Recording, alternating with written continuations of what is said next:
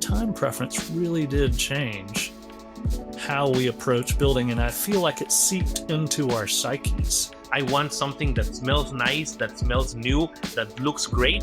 I don't care how it's going to look in 5 years. I want to see it and feel it and smell it today. Really, houses should be understood as consumption goods. They're not an asset that is generating a return for you. Welcome to the Building Culture Podcast, where we explore holistic solutions to crafting a more beautiful, resilient, and thriving world through the built environment. I'm your host, Austin Tennell. I'm excited to share a guest episode I did on the Yoeman podcast with Geoff Graham. And it's a really fun podcast. It's a little bit different, a little unique. And we actually had 4 guests. We had me, we had Geoff Graham, who's a developer. We had Jaime Izurieta, who was on the podcast, a few episodes ago. And also Saifedean Ammous, the author of the Bitcoin Standard. And what's cool is I actually read the Bitcoin Standard earlier this year. And the Bitcoin Standard is actually not about Bitcoin. I'm not a Bitcoiner. I didn't own any Bitcoin. I still don't own any Bitcoin. I wish I did. But the Bitcoin Standard, what was so interesting about it is the first 3 quarters of the book has nothing to do with Bitcoin. But it's really about the history of money and what is money. And ultimately, what is the problem Bitcoin is trying to solve? And after reading the book, I had such a better understanding and appreciation of why Bitcoin exists. I don't know enough, and I'm not a technologist to say I believe Bitcoin is going to be the future currency of the world. But what I do understand now is, why does Bitcoin exist and what problem is it trying to solve? What is the difference between hard money and easy money? And why is that so important? And frankly, it's a fascinating book. I recommend everyone read it. I actually recommended it to my dad, totally not a Bitcoiner, and he really enjoyed it, was really surprised by it. So I recommend that book. And here in this episode, we're kind of tying this idea of money to building great places in architecture. And those things might sound like, why did they go together?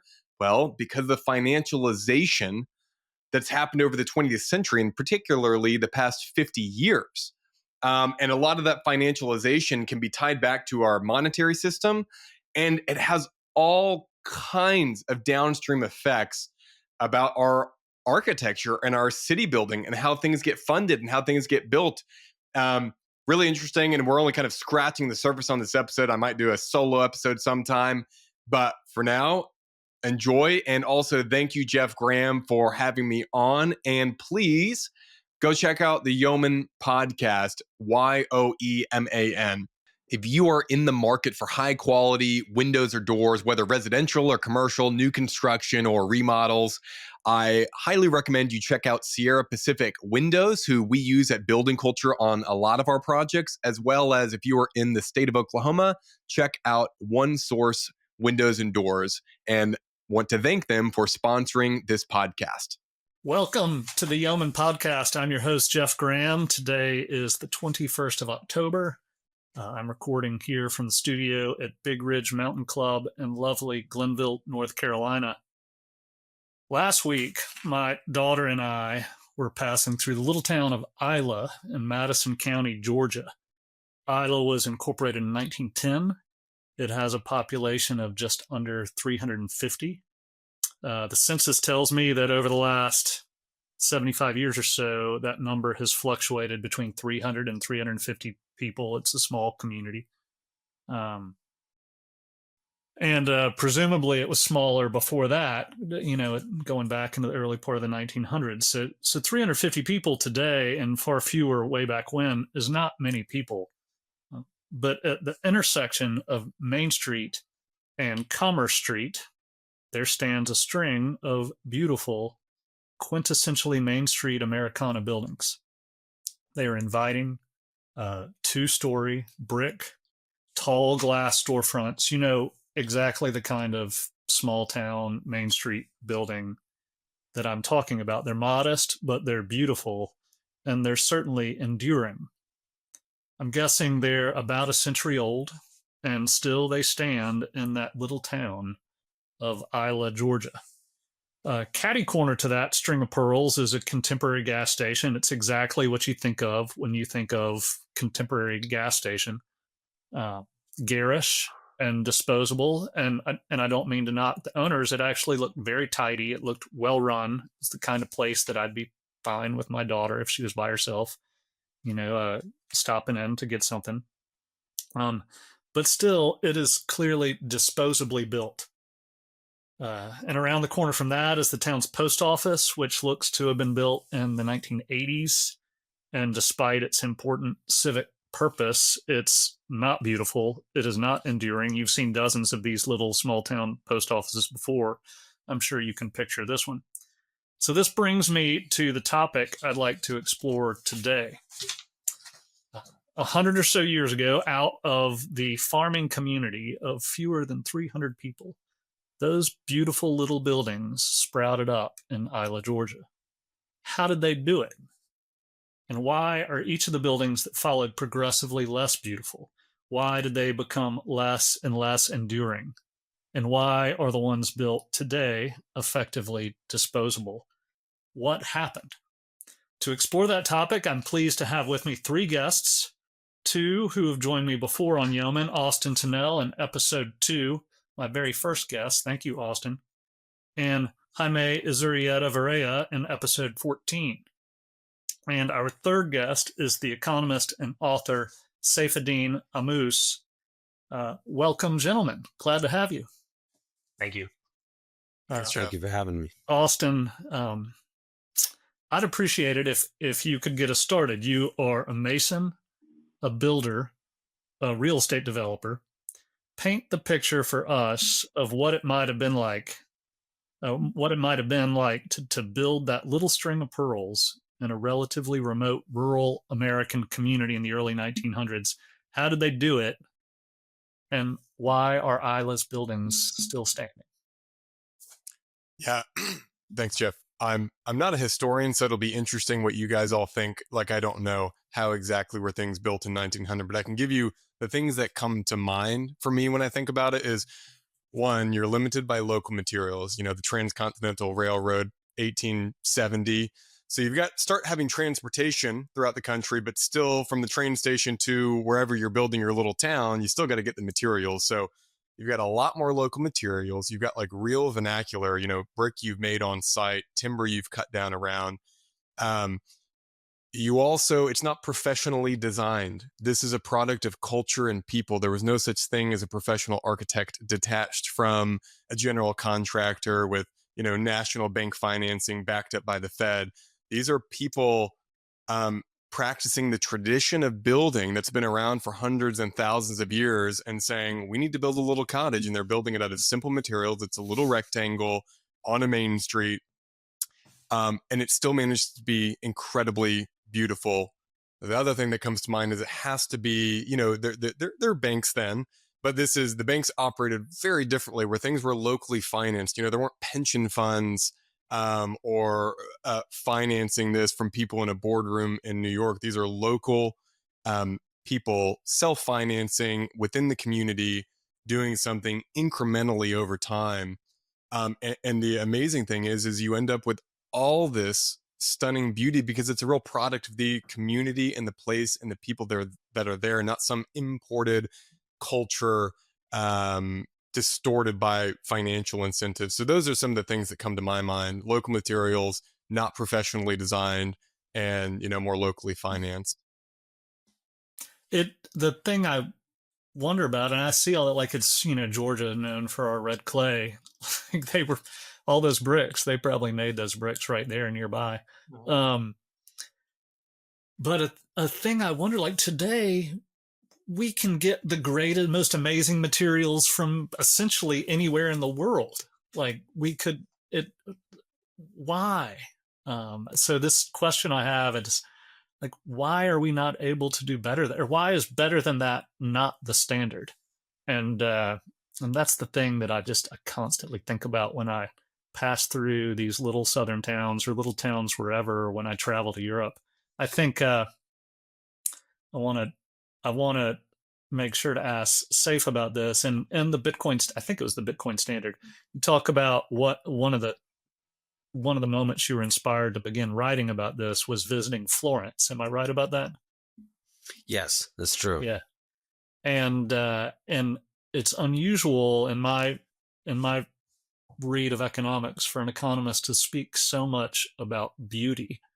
And I think about this relationship to these little farmers. Not they were normal sized farmers, but these farmers in rural Georgia in 1910 or 1920. It seems like what they built there was intuitively beautiful, and yet it's so hard for us to do that now. And so that's the thing I want you guys to ask yourselves. Yeah, I mean, I think so. I'm not an architect. I'm not a builder, but I've lived in homes all of my life, and that's more than 40 years of experience in houses. So I do have some kind of familiarity with the topic, but that's not really where I get my main idea is really an economic idea, and it has to do with money, which I discuss in the Bitcoin Standard, my first book, and in more detail in the Fiat Standard.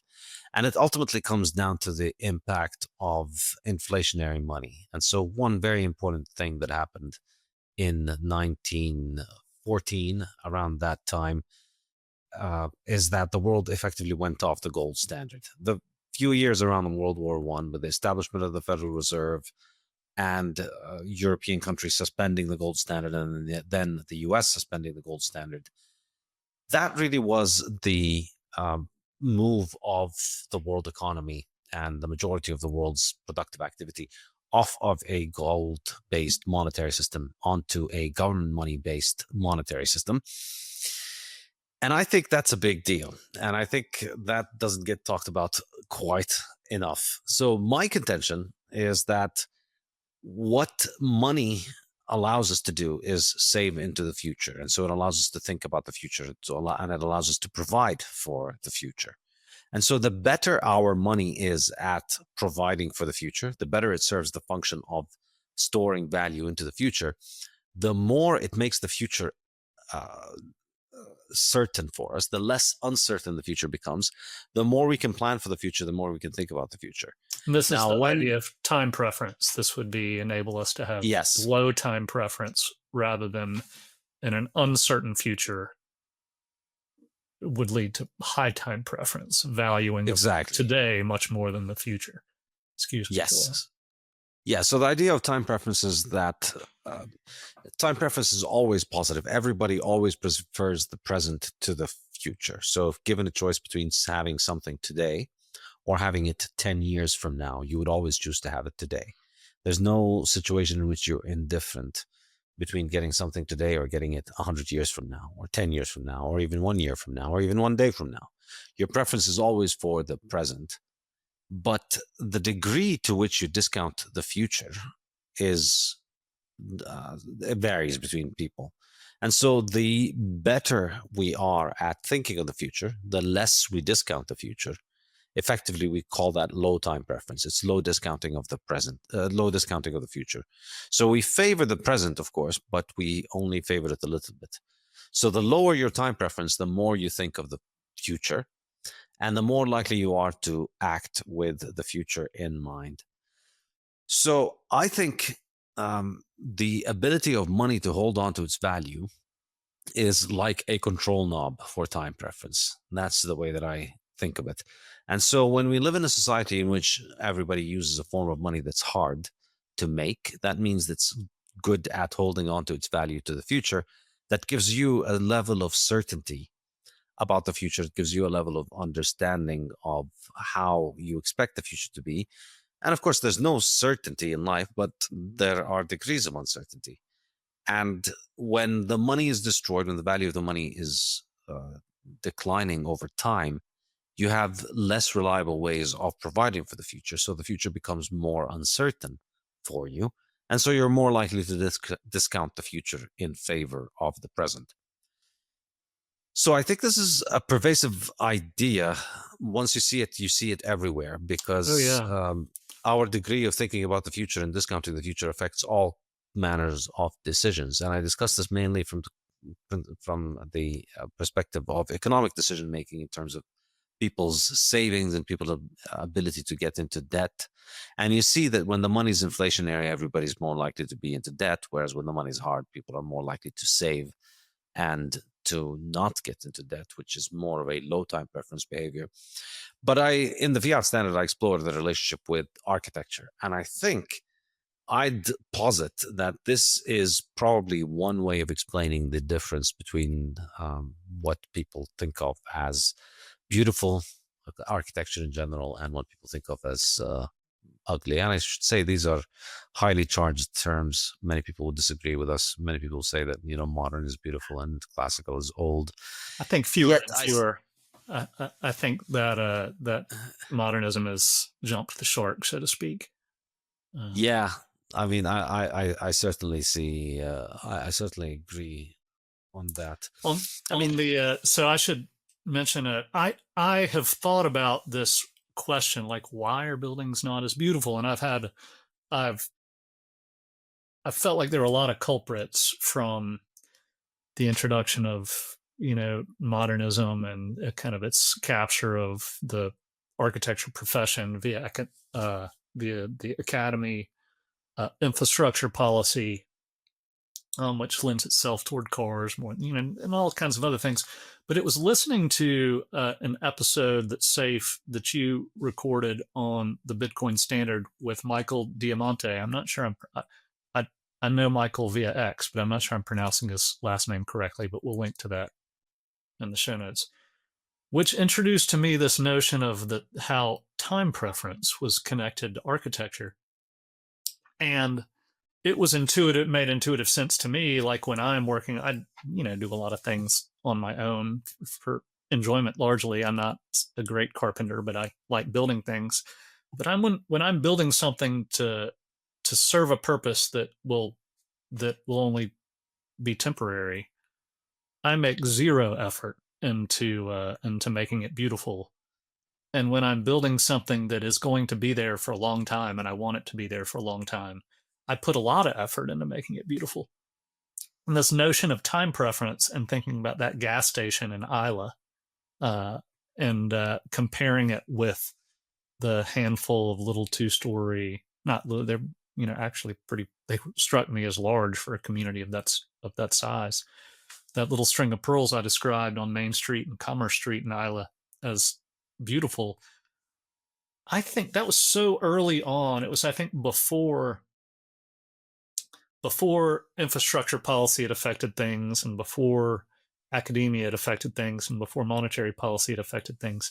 I'm like, God, you know, that time preference really did change how we approach building. And I feel like it seeped into our psyches and affected the way we even value beauty and are thinking of this contemporary view that beauty is totally in the eye of the beholder, and what's beautiful today might be different tomorrow, and so we shouldn't even care about it in any way.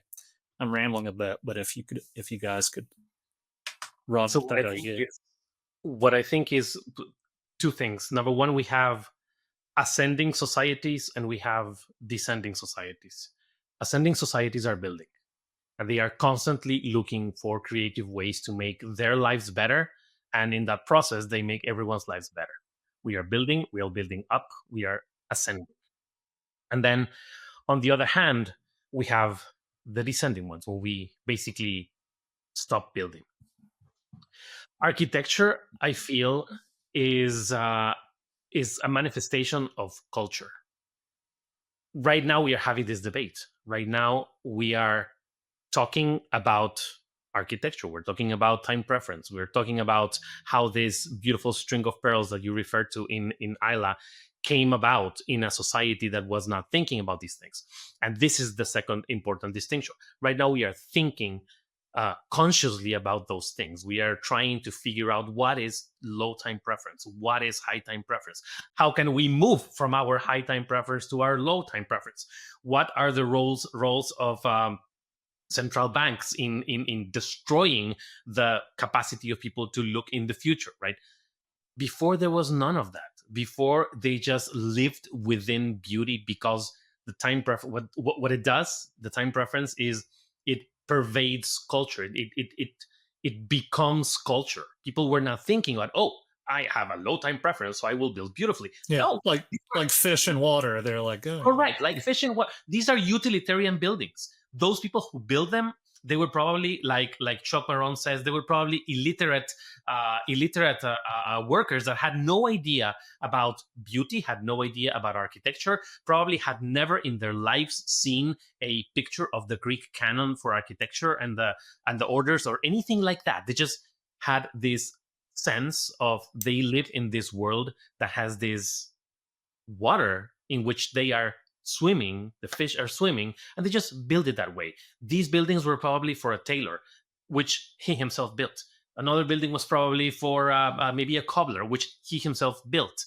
And these were not buildings meant to be beautiful. These were buildings meant to be utilitarian. It's just the beauty was all around us. We were able to manifest it in our buildings, which are probably the largest or the greatest manifestation of human intelligence and knowledge. Buildings, these are the places, like Saif said when he started, he's not an architect, but he's lived in buildings his whole life. We live in buildings our whole lives, and this is what we see great buildings, and we just emulate those great buildings because this is what we have.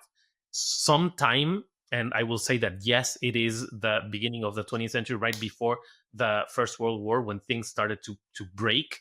Up until then, we were swimming in beauty. We were manifesting beauty. Our culture was a beautiful culture that was ascending. We break that, and then we begin a descent. And the descent is manifested now in horrible gas stations, in horrible government buildings, in just buildings that are hostile to the people who not only inhabit them, but who come in contact with them in the city. Historically speaking, the U.S. was not the people been going down this road of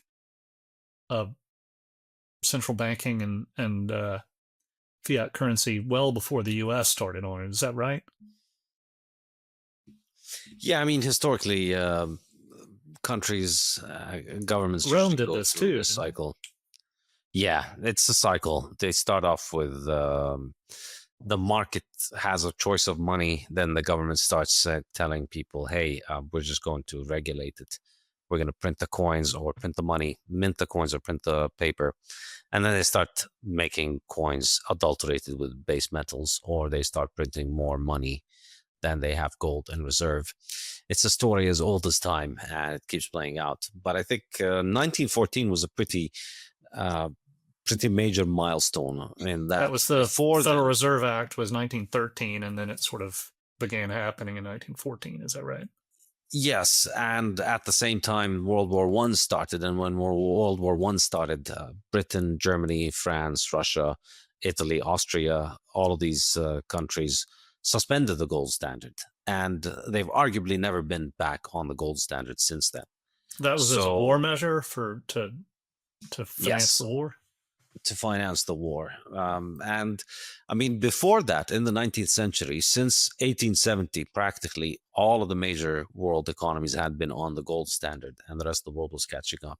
And before that, before 1870, the ones that weren't on the gold standard were on the silver standard. You'd have occasional episodes of some inflation here and there, but mostly the whole world had been on a hard money standard for the majority of the previous century, at least. And when I say could you describe hard money, because I didn't know until reading your book, The Bitcoin Standard, exactly what that meant and why it's important. And a couple other things while you're explaining hard money, kind of remembering back to the book, things that really struck me was going through history where you even used the example of the first money on the islands with the big stones. And then, for example, the Roman Empire clipping their coins, coin clipping, Dark Ages, and even Florence. What did they do? They created hard money. And that's, I think you make the argument of that bringing us out of the Dark Ages in some ways.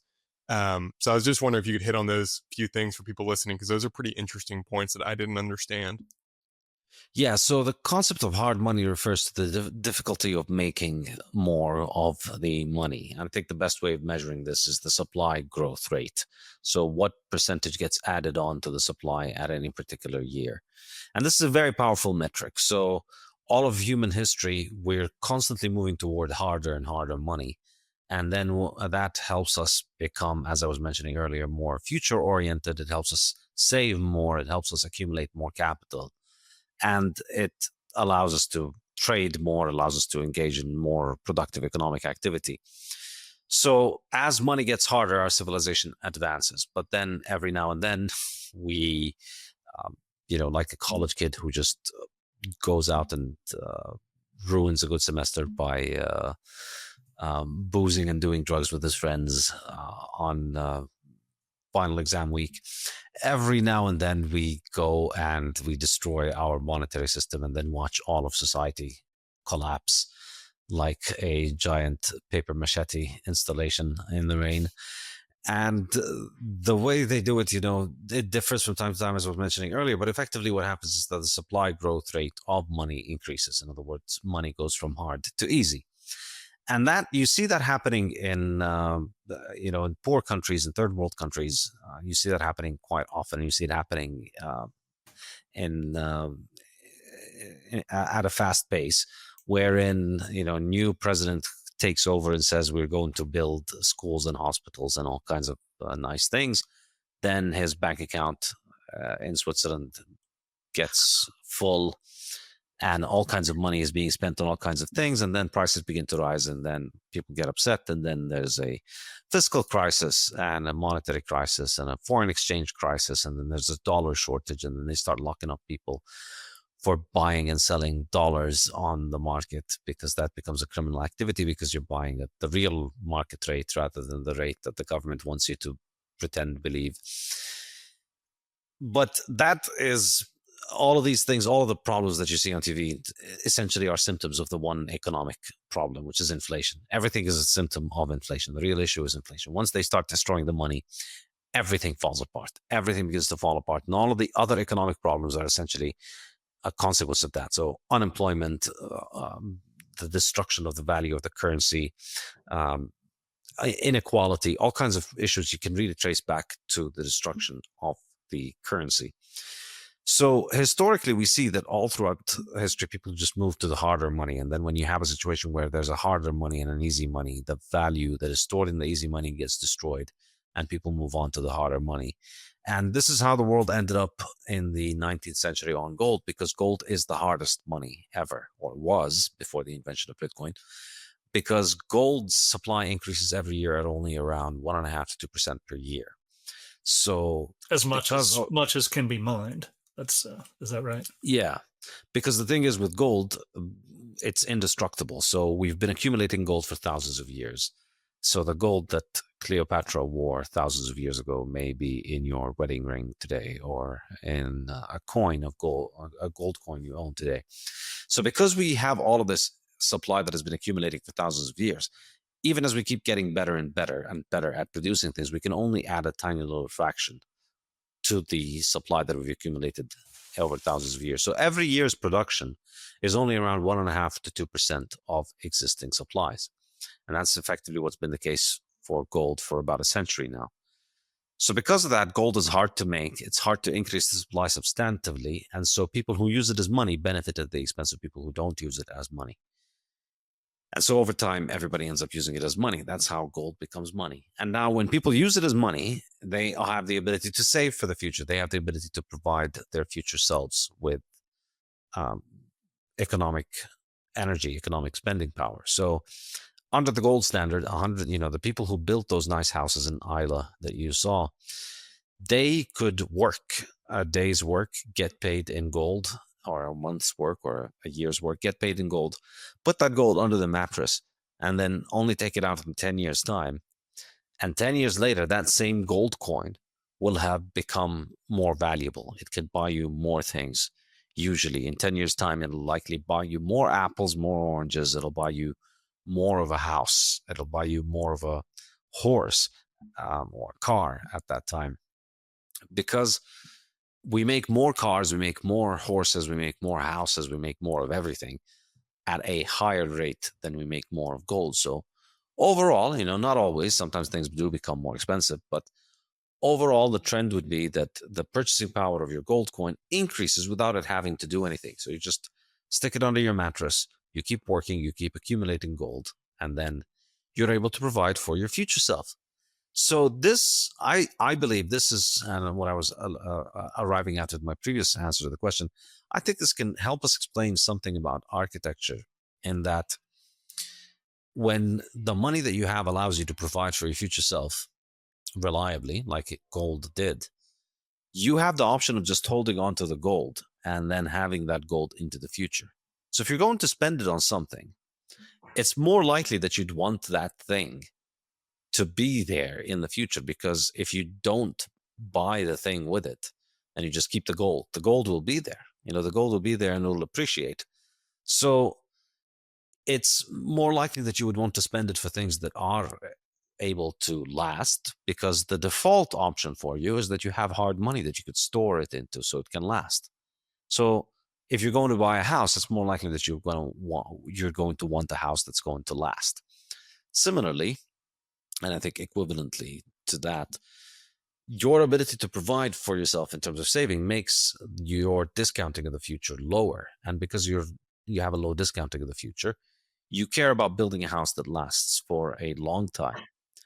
Whereas when your money is broken and your money doesn't allow you to save effortlessly for the future, you have to go into the stock market casino and you have to learn foreign exchange and you have to understand what the central bank in Japan is doing, and you have to understand bond markets. If you need to basically have a PhD in geopolitics and economics and finance in order to just simply keep the value that you've already earned, which is what you need to do in the current fiat monetary system, then it's not very easy for you to provide for your future self.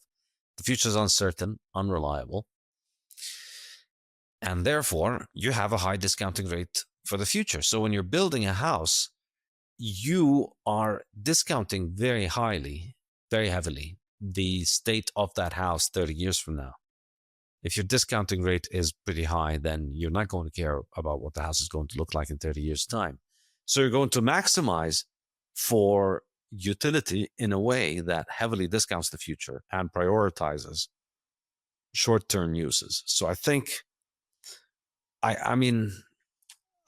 some of the ideas I have about how that affects architecture is that, well, why use the sturdy rocks that'll make this house last for 500 years when you could use plaster and cheaper materials that can do the job for the next 20, 30 years, no problem. And then after 30 years, who cares? Right. So a thing that I have trouble wrapping my head around is that I get. And I feel like there's an explanation somewhere in there for why, despite the disposability of newer construction, real estate values are generally, people are wanting to put their money in real estate.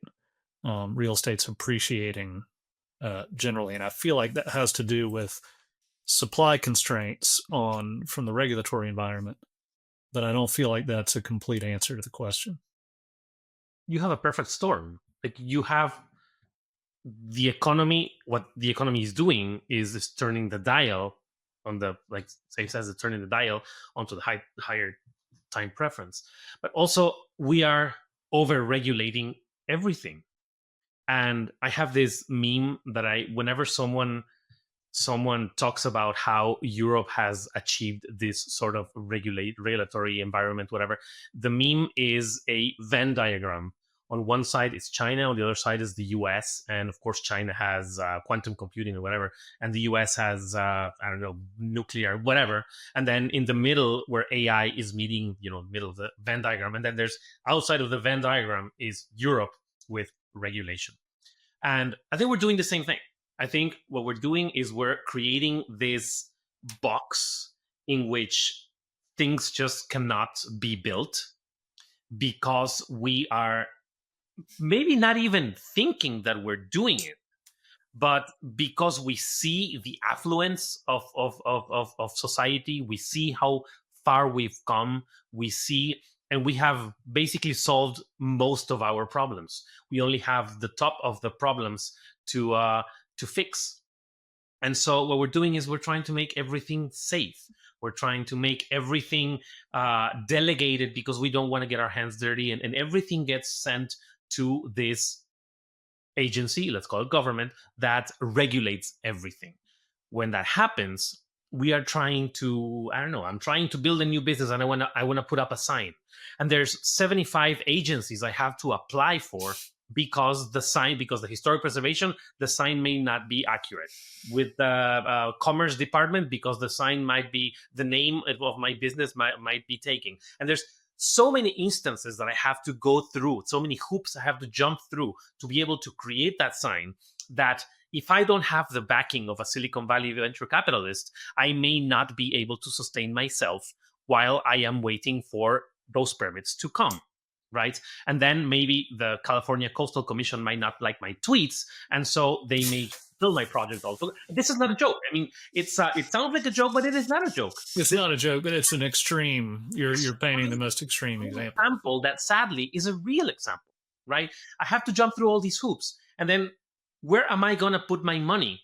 Am I going to put my money in something that will be sinking and sinking and sinking costs for years until I get the approval? Or will I put my money in a place where everything is nicely regulated and I can just, I don't know, pay and go through super fast and build something that is horrible, that is cheap, that is zoned out, so it's just residential in the middle of nowhere that is not serviced by anything, so exacerbating all the problems that we have right now in urbanism, right? Because that's the easy part.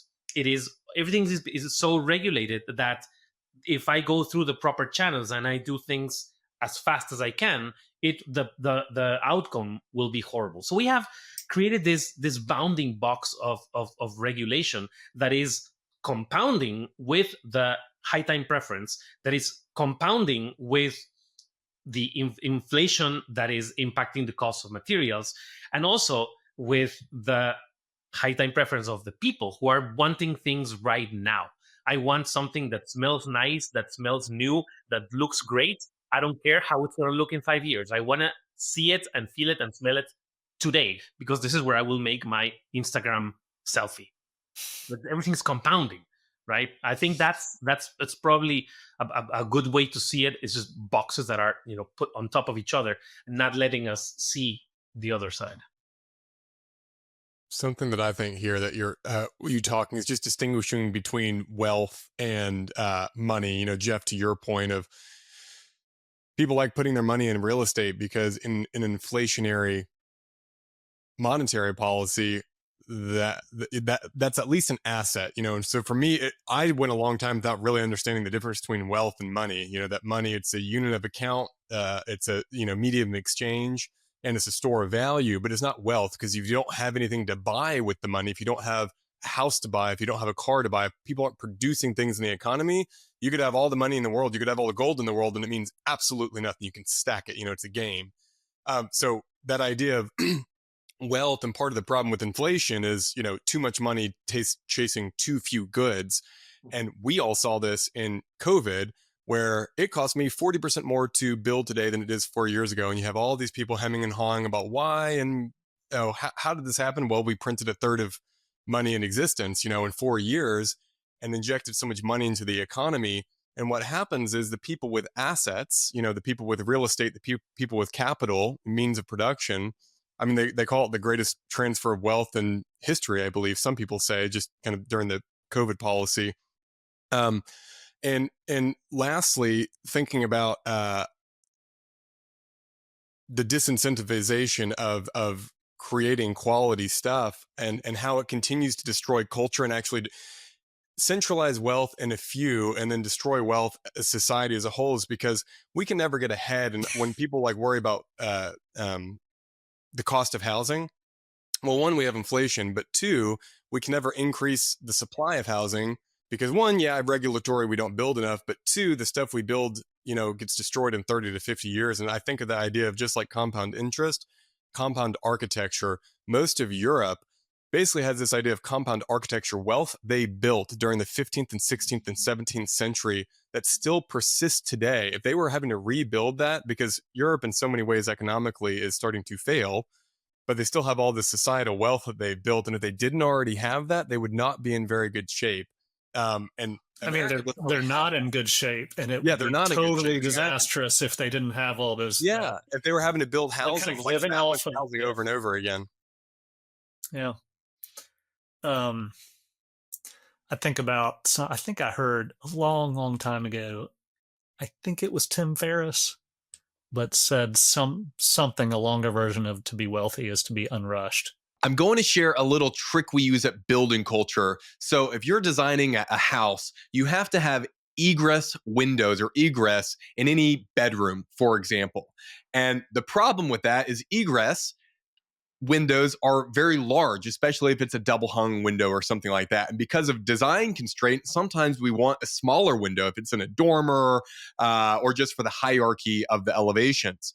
Well, a really cool trick that we use with our Sierra Pacific windows is we'll take something from their urban casement line and we'll put what's called a piano hinge on it. And so rather than kind of a normal casement that kind of slides open where only part of the window is open, this is almost like a door hinge. And so the entire window opens and you can meet egress with a 2 foot by 4 foot window, a 2040 window. It's the smallest possible egress window anyone makes. And that's a nice little design trick. If you're as nerdy as I am, you will actually think that's really cool. So check out Sierra Pacific Windows. And if you are in the state of Oklahoma, check out One Source Windows and Doors. We at Building Culture use both of them regularly. I should say, I think another point to what you mentioned, Geoff, on why the prices of housing continues to rise. I think it's because in this world in which money loses its value, people start using all kinds of other things as their savings accounts, as their method of saving into the future. So 150 years ago, you could just take a gold coin and stick it under your mattress and wait 10 years, and that was your saving account. It performed like a stock portfolio that probably returns something like 10% after tax today. Because if you think about it, I would say, I think a more realistic estimate of the devaluation of the dollar is something in the range of 7% per year. And so if you're getting 2% return, which is what you were maybe getting when money was gold, or what we would be getting if we were just holding on to money, that would be the equivalent of making 9% on your stock portfolio in today's world after taxes and fees. So if you were just able to have that by just holding the gold coin, that is clearly a very good thing, because the alternative is if they make it so that your money that you need to use is the dollar, it's not the gold coin, and the dollar is no longer backed by the gold coin, and then the dollar is declining in value at 5-10% or so per year, then you need to hold other things as stores of value. And one of the most common things that people hold is housing. So people use their houses as their savings. They buy a house and they think of it as a saving account. They think of it as part of their net worth. But really, houses should be understood as consumption goods. I mean, they're not capital goods. They're not an asset that is generating a return for you. It's a consumer good you're consuming. It's like a washing machine. It's like a car. It's like a pair of pants. It just lasts a lot longer than those things. But it is a consumer good. It's something that you're consuming. And I think the destruction of money has resulted in people treating their houses as saving accounts rather than as consumer goods. And so the result of that is that everybody needs to buy a house, because if you don't buy a house, you're going to be financially ruined by the inflation. Because at least when you hold the house, your net worth is invested in the house effectively.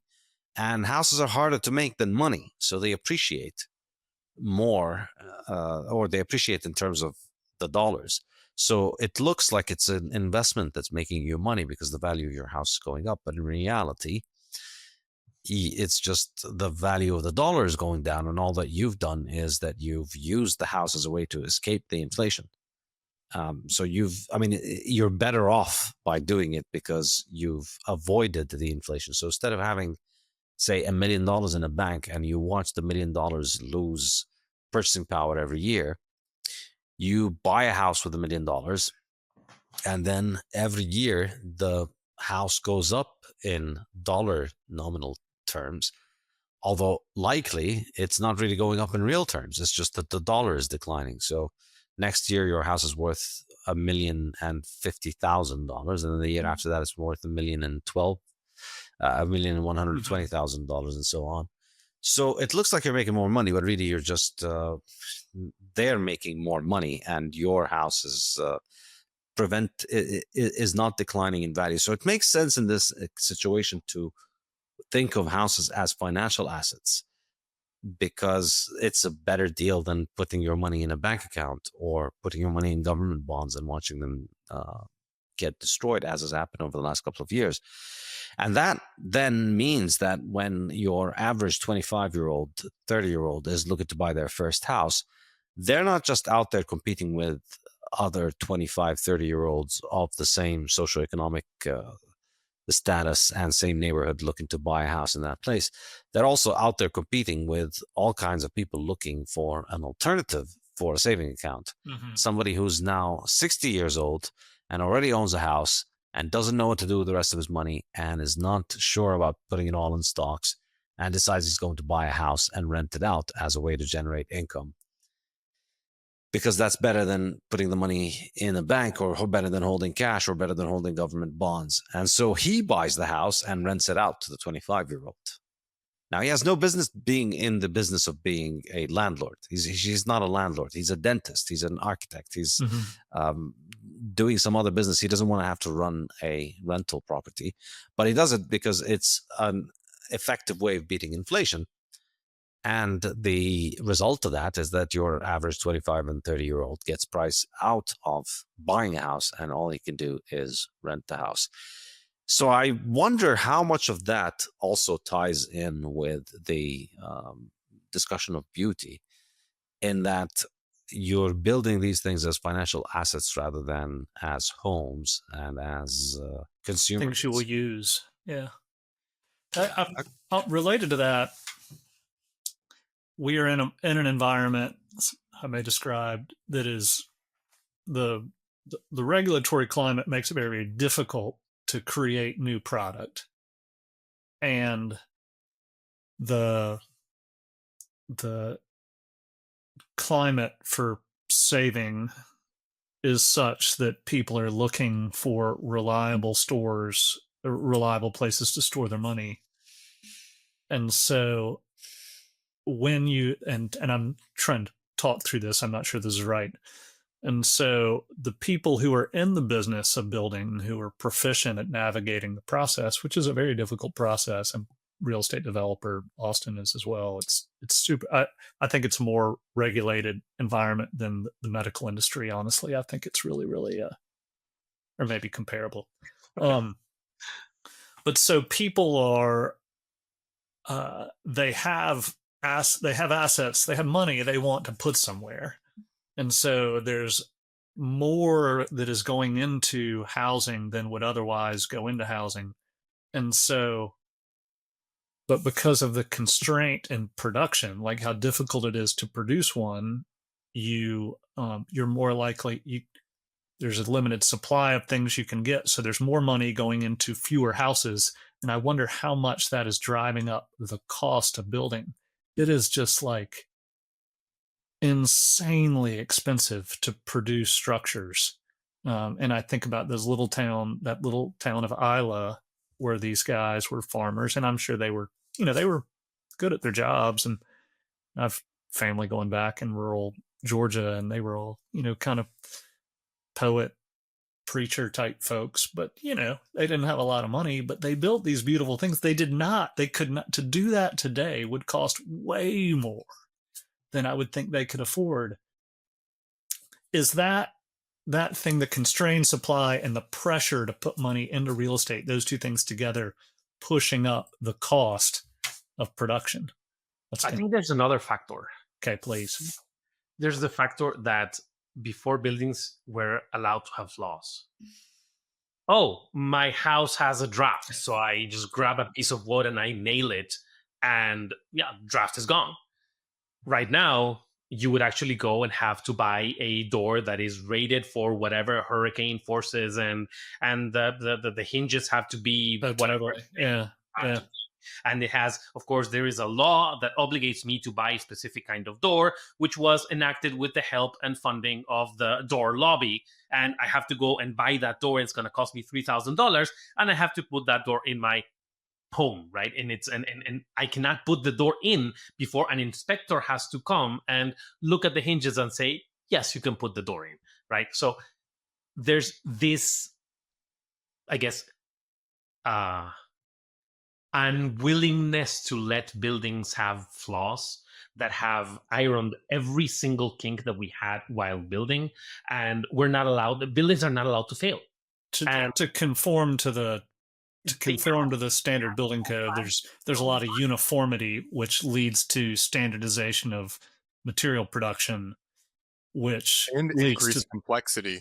Yes. Yeah, I mean, Plumbing, electrical. Oh yeah, the window example drives me crazy. Like, yeah, it was not long ago where everybody built their windows pretty much on site. Like, certainly some were, it's not very long ago.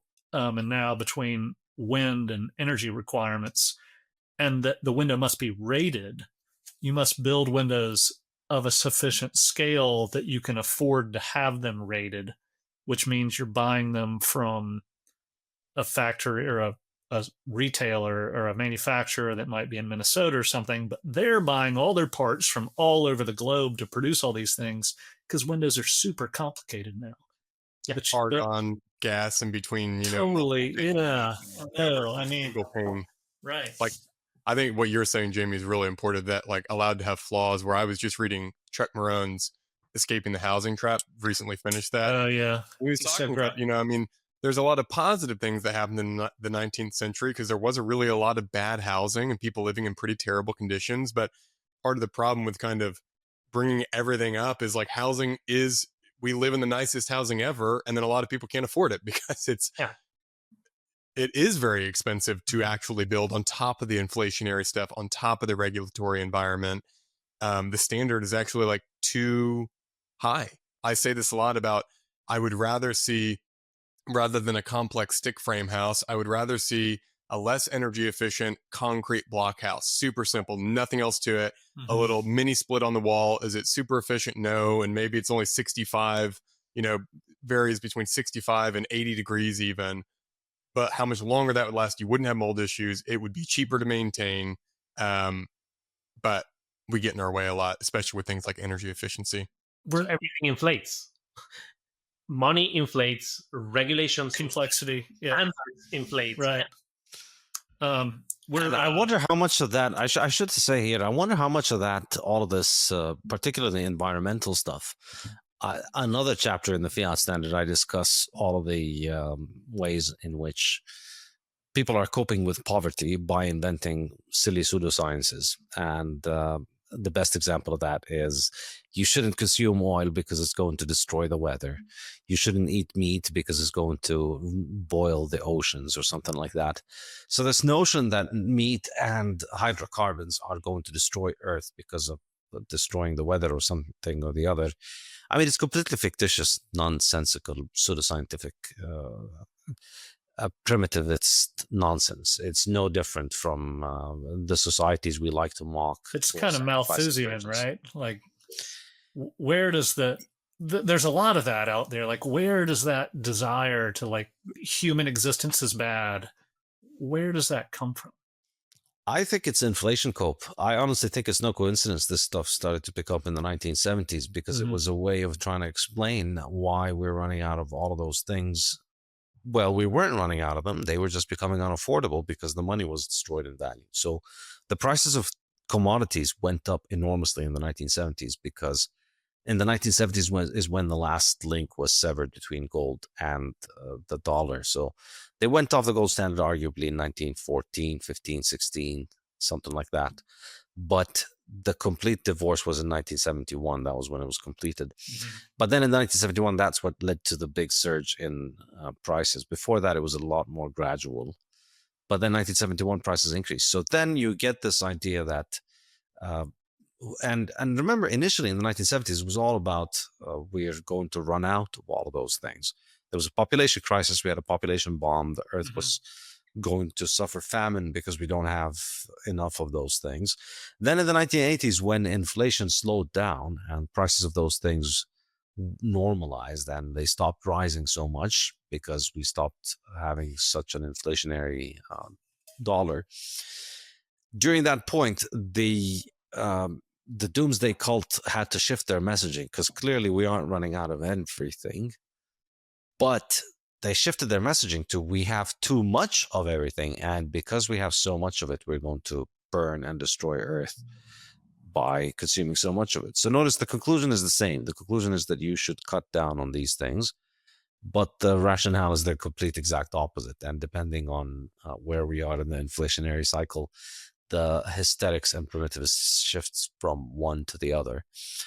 But the idea for me is that essentially inflation makes the essentials unaffordable.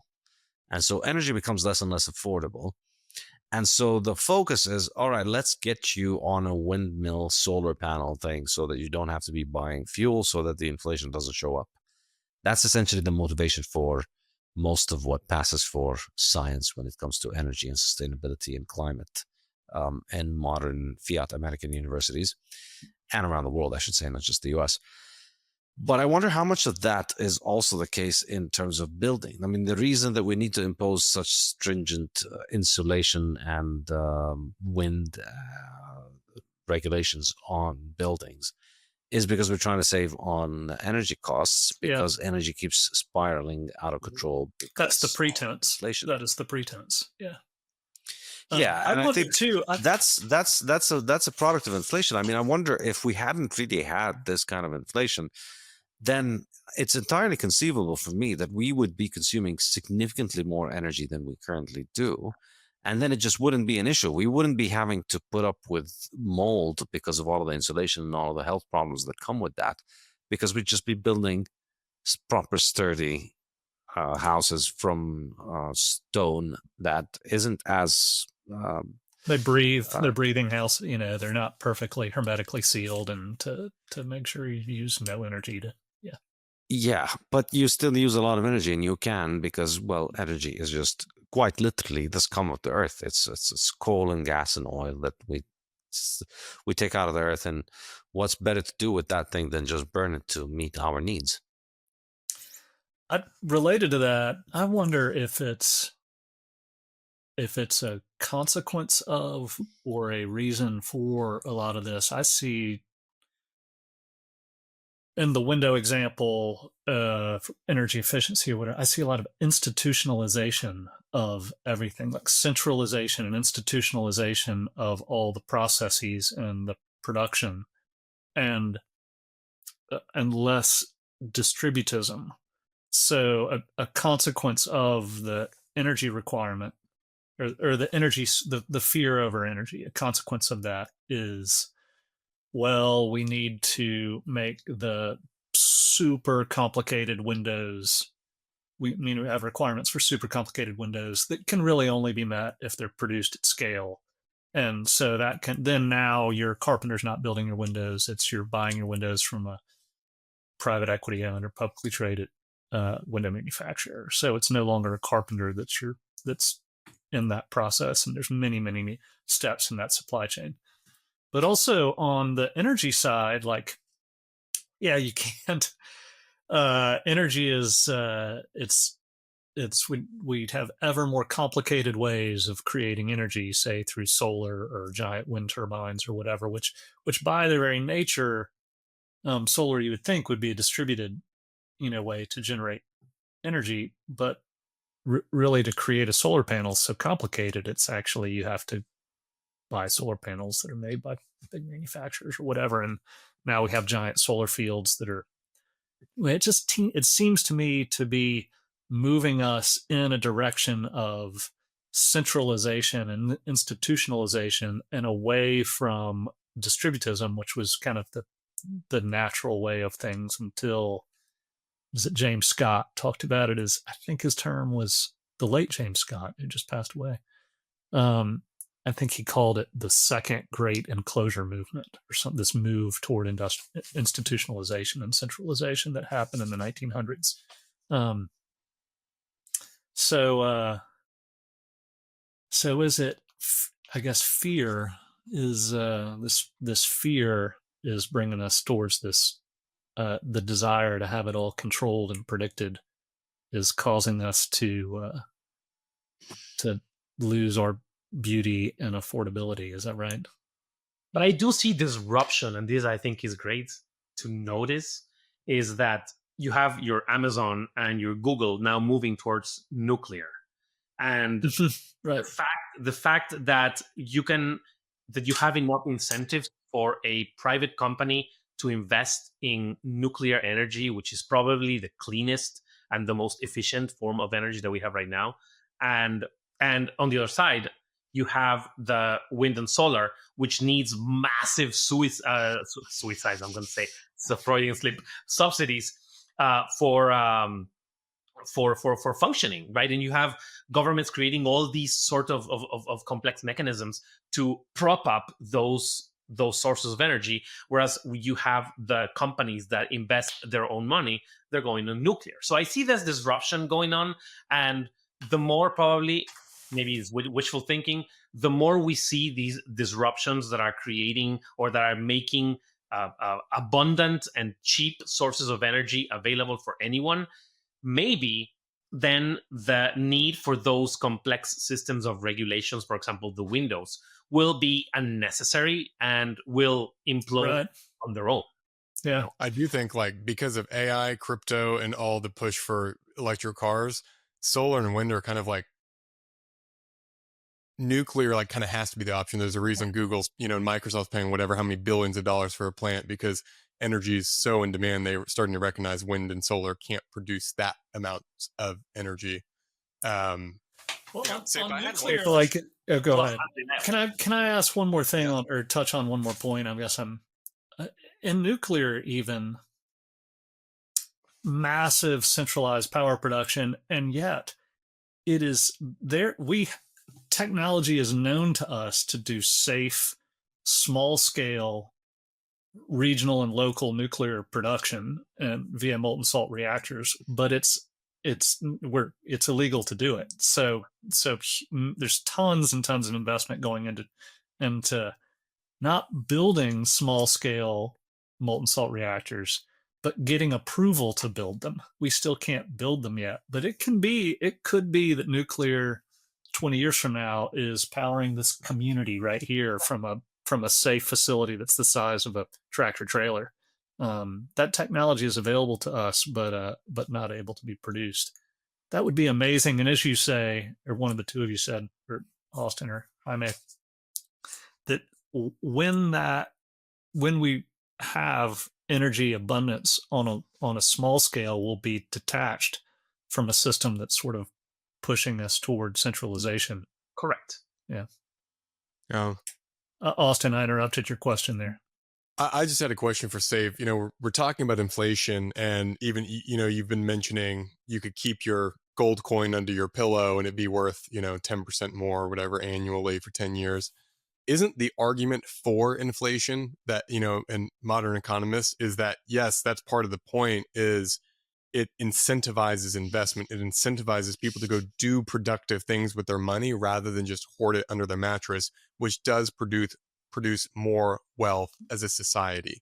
So what's your counter argument to that? Because I can see the logic in that. Yeah, the argument is that if you take away people's ability to save by destroying the value of their money, then they're just going to have to consume that money or invest it. And you want consumption and investment, and you don't want saving. That's kind of the if you read through the complicated math that they try and present in those models, this is ultimately the idea that saved money is just sitting there, it's doing nothing. Whereas money that is spent when you consume, you get more people to be working. Say you go and you buy dinner, so the restaurant needs to buy the supplies and they need to hire more waiters. So the more people are spending, then you have more employment. And because you can't save, you have to invest. So then you go out and you provide capital goods for those consumers to meet the needs of the consumers. So you, as an investor, you go and you invest in restaurants as well. And people spend and invest, and that gets them economy moving.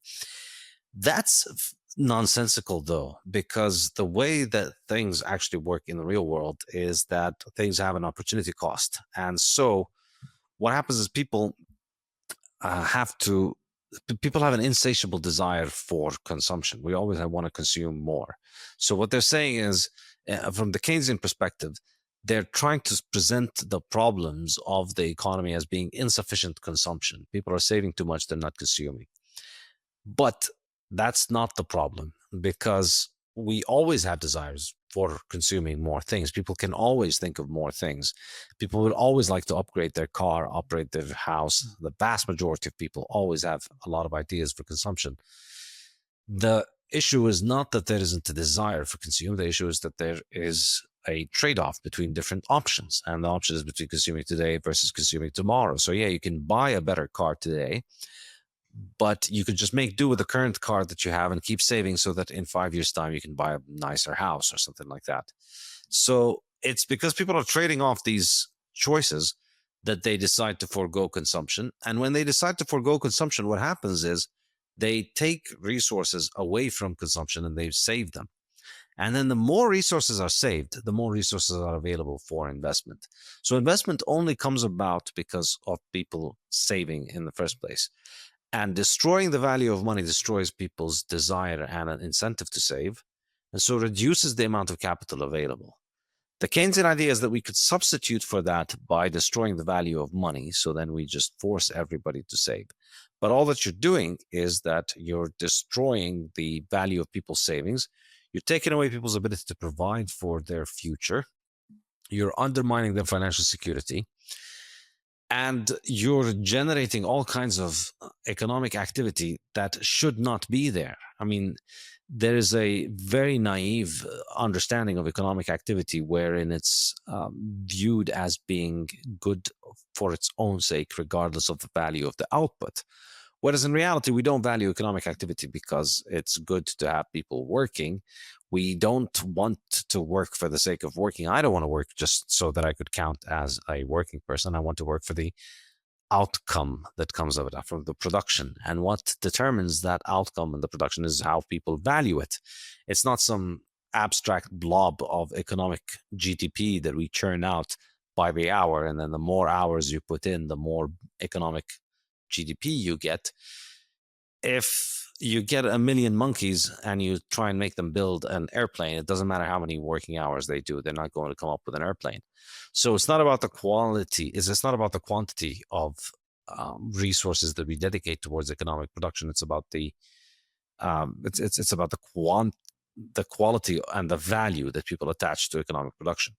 And the value of economic production is subjective. So what determines that is people's own valuations. And that's what determines how they allocate their resources between saving, consumption, and investment.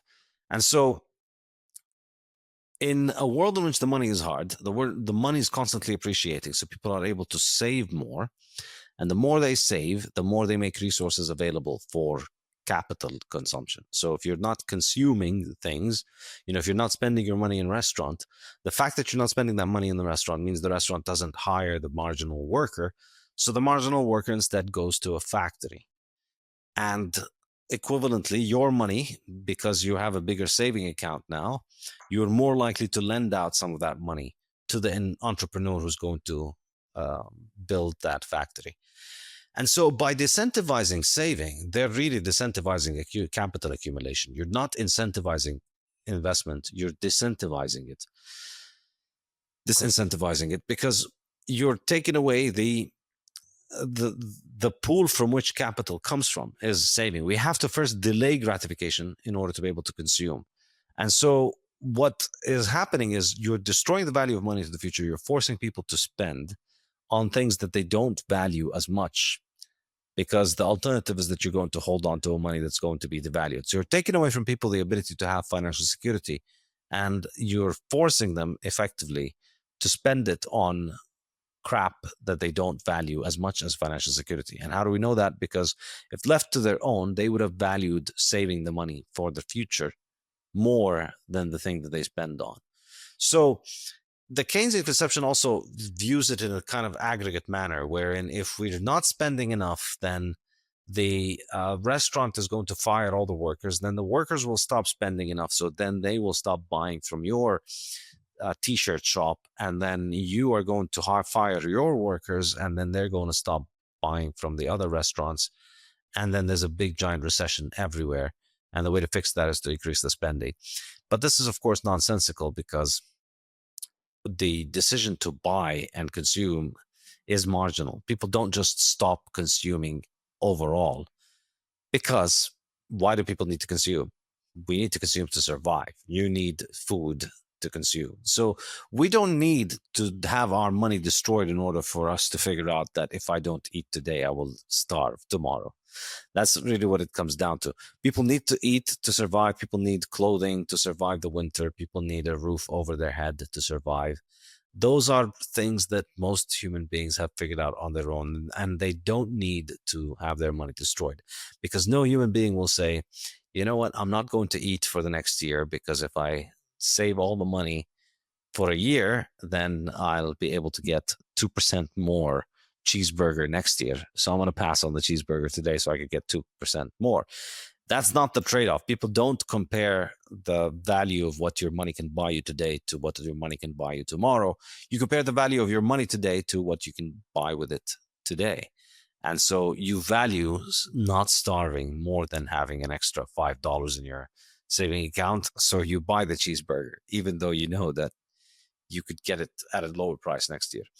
So we don't need an incentive to consume. And all that they're doing is that they are effectively providing a rationale for redistribution, or in other words, less romantically known as theft, basically. I've never connected real quick, just the inflation kind of creating a more service economy. How we've shifted the American economy to a service economy. We'll always hear that. I hadn't really connected that inflation and the way you're describing it is incentivizing more of a service economy, which is actually less, and an entertainment economy, which is inherently less productive. That doesn't mean we don't want services, just mean we're kind of too heavily weighted there now. Yeah. Sorry, Geoff. You were saying the same thing I was, and I was reminded. Have y'all read Brave New World recently? Have you gone back and reread it? Oh God, I need to. That's so good. The beginning of it opens in the hatchery, where they're making they're incubating all the babies, and Mustafa, I think it's Mustafa Mond, who's the world director or whatever. Like, he's answering questions. He walks in, and all these students start asking questions about, like, why we do things a certain way we do. Why do we condition the various castes of society to do certain things? And he has a long, Aldous Huxley's so brilliant.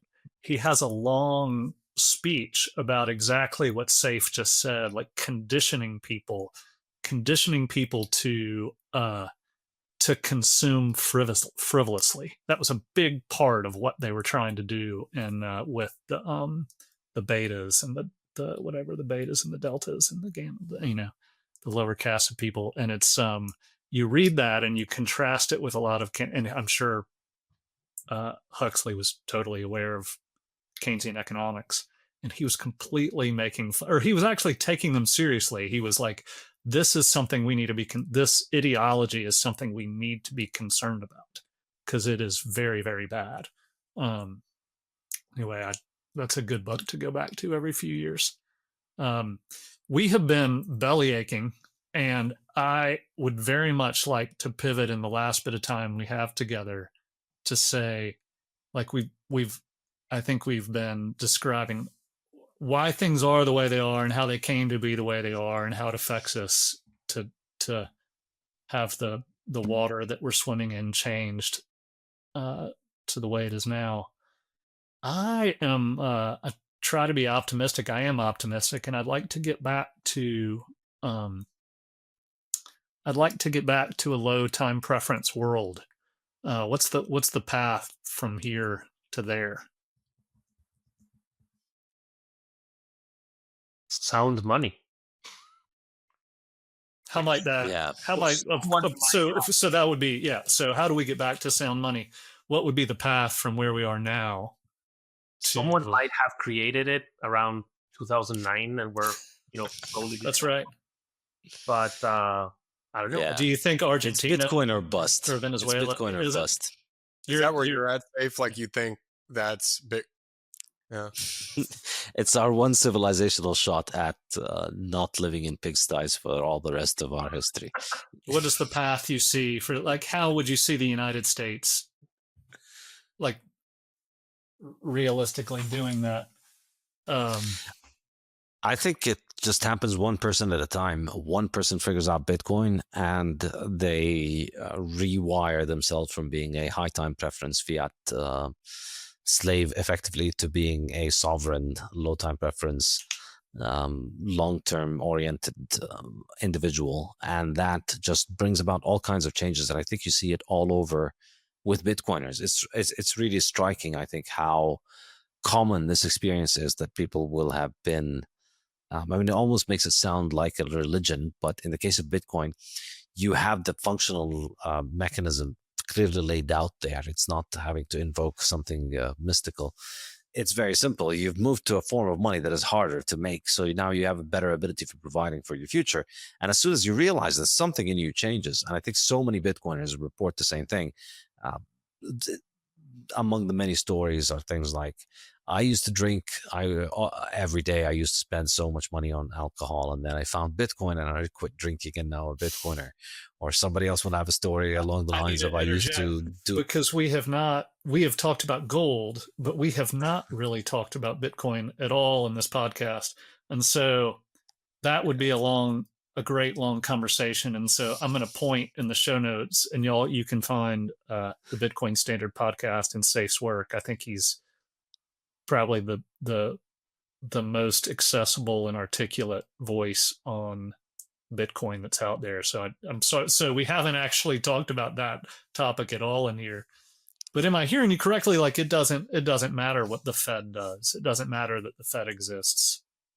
We can chart our way toward that path independent. Or Bitcoin enables us to find our way toward the irrelevance of the Federal Reserve. Is that right? At some point, the dollar collapses. I'm not saying I think it's going to happen the next 2 years, of 5 or 10 or 20. I don't know, but when you've got $35 trillion of debt, and we just added $500 billion over the past 2 weeks, I mean, there's only so much longer that the world buys our bonds, right? I would think, like, there's just, at some point, there is a tipping point of no longer the reserve currency, and that starts to make a path for Bitcoin. Does anyone think that? I don't know.